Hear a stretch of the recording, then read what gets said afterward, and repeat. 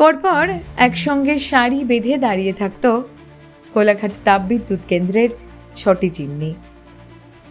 রবিবারই বদলে গেল সেই চিত্র। তাপবিদ্যুৎ কেন্দ্রের 1 নম্বর ও 2 নম্বর চিমনিকে বিকল করে দেওয়া হলো। মাত্র 4টি চিমনি দিয়েই কাজ চলবে এখন।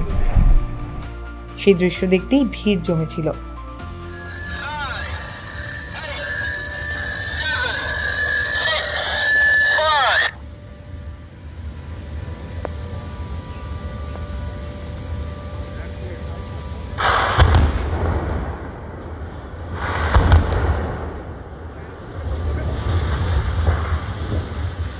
সুবহানাল্লাহ।